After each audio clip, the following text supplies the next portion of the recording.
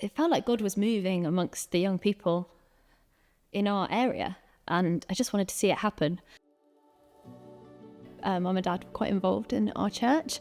I think I knew I wanted to follow Jesus when I was like 16. Our youth group had gone on this like big trip. It was a totally new context and new people, and I was like, wow, you're like, we've got the same God and we've never met and we don't even speak the same language, but we both worship God. And that kind of changed stuff for me.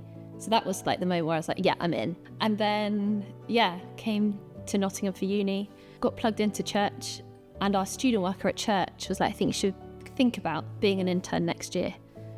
And I was like, no way. And then I applied for like a few things and just didn't get them. So I was like, oh, I'll give this intern thing a go. So throughout the internship, firstly, I just found myself caring more and more for the young people that we were seeing every week. And then the church advertised for a youth worker. I worked for a coffee with our vicar, and I was like, I'm interested. Just because by that point we'd been doing stuff in schools and our youth group was growing, and it felt like God was moving amongst the young people in our area, and I just wanted to see it happen. So I was like, I'd love to get involved with that. And then, I started the job in July of that year. To go from intern and then to like leading this ministry, it did feel quite natural to move into that. But I was also quite insecure about my own skills, and there was a lot of having to be like, no, God, I'm just showing up as me. That's all I can do. I genuinely think most of leadership is just turning up as you and being like, I'm here, this is who I am, this is what I've like prepared, like God, use it, you're way better than I am at this.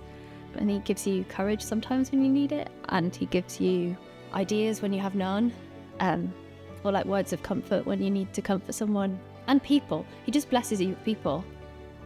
They're the biggest gift, and he just brings them at the right time, all the time. Some of the biggest joys of the last few years have been sending people off to be leaders in different places. So our two of our interns that have been with us at our church at St. Nick's, and now youth workers at other churches in the Diocese, which is such a joy. And I think part of like supporting them in leadership is just acknowledging that they're different to me and they therefore have skills that I don't have, which is a really good thing. And then you can become real collaborators, and then sending them off is really exciting and painful. Saying goodbye is really hard when you've like grown with someone and seen them fly. Also, the young people have taught me loads. A lot of our young people are new to the UK.